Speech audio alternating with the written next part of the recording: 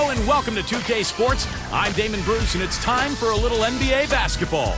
Merry Christmas. It's time for a little holiday basketball action. It's the New Jersey Nets going up against Rajon Rondo and the Boston Celtics. I'll be back shortly for the HP Halftime Report.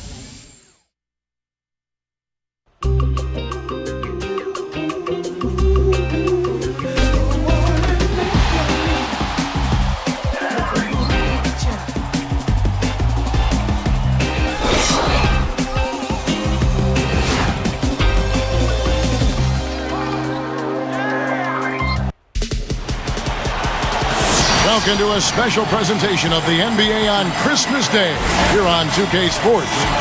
We want to wish each and every one of you a Merry Christmas. With our Santas Clark Kellogg and Steve Kerr and Doris Burke, this is Kevin Harlan. This Boston crowd ready to roar in this Eastern Conference matchup for the Celtics. Now the starting group for the New Jersey Nets, presented by State Farm. Anthony Morrow and Travis Outlaw on the wings. Humphries is at the 4 with Brook Lopez in the middle. And it's Williams at point. And for the Celtics, Pierce and KG at the 3 and the 4. Rondo and Allen make up the backcourt. And it's O'Neal in at the pivot spot, manning the middle. Well, the Nets under new ownership last year, they were determined to make a splash. And they threw some money at some free agents that maybe didn't pan out as well as they had hoped. Guys like Travis Outlaw, Johan Petro, Jordan Farmar. But the big move was trading for Darren Williams at the deadline. He's got a chance to be their anchor for the future. Outlaw with it. Pierce covering. Here's Morrow. 13 feet out. Lopez, no luck. And Steve, of course, Darren Williams, a top flight point guard, acquired from the Utah Jazz middle of last year. Now their best player, and I would think definitely gives them much more of a competitive spirit team-wise. Yeah, I agree with you there. He's a terrific leader in addition to being an outstanding player, and he's got a motor and a competitive spirit that will be contagious, I think. He's not going to be satisfied not being part of the playoffs, and the Nets will need to show improvement quickly if they plan to retain him in free agency. Now we'll go to Doris Burke, who had a chance to talk with head coach Doc Rivers.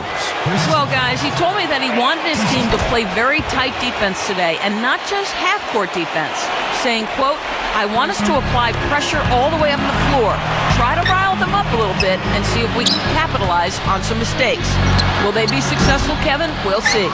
Great stuff, Doris. Thanks. That's a mantra, Clark, we're going to hear, I think, a lot from coaches. Defense first. Yeah, you hear it all the time, Kevin, and that's the identity they want to have today, and I think it'll work for them as long as they execute it. Yeah, exactly. I mean, it's one thing to say it, but you got to bring it. And I think this team has to show great energy and aggression early on if they're going to win this game. Guys, how good is Williams at drawing contact when he penetrates? He's got the strength to get by defenders and then the savvy to get them up in the air and draw fouls. Now here's Rondo. Takes the 3.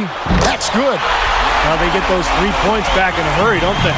Yeah, they sure did. Didn't take them long at all to respond.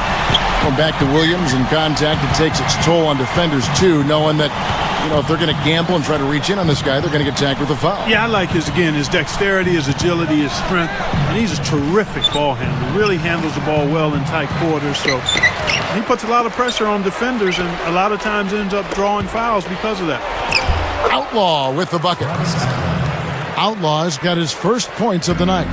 Boy, I like the rugged work on the inside that led to that very easy putback. That's going after it there, guys. Here is Williams.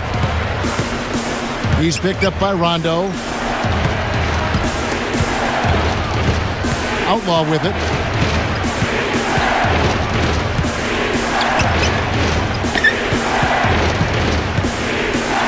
Clock at 6. Williams kicks to Humphries. Nice movement. And here's Outlaw for 3. No luck. And the Celtics go with it the other way. Outside, Pierce. Rondo dishes to Allen. O'Neal. No good. That would have tied it.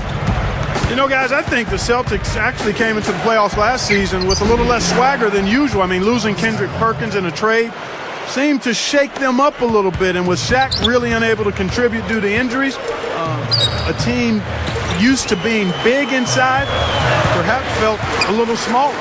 Here's Allen. Rebound, New Jersey. Rondo. Here's Morrow. Now Pierce defending.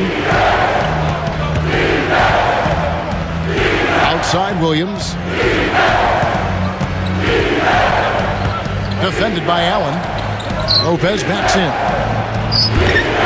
And Jermaine O'Neal pulls it down. Hard to set the table there well with the Celtics and their injuries that did play a role in the postseason, not just in the front court. The dislocated elbow of Rajon Rondo also factored in.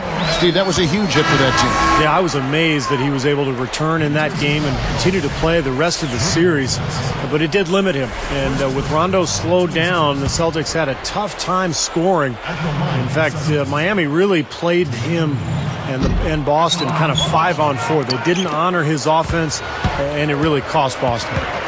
Well, Jermaine O'Neal only played in 26 regular season games for the Celtics last year, and it makes you wonder, how much does he have left, because he certainly has had some knee trouble recently.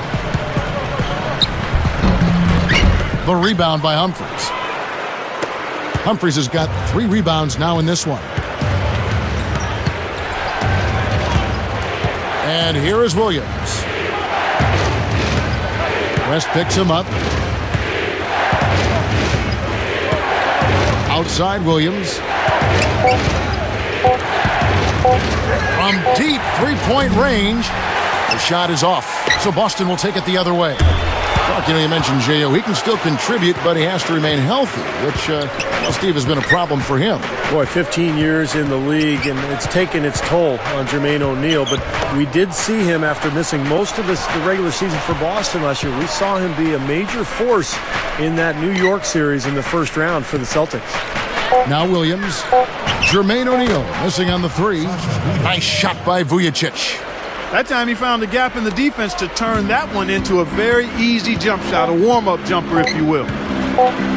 Here's Rondo. No good, trying to beat the buzzer. The basket's coming early and often in the first quarter. Nets lead by 6. And I thought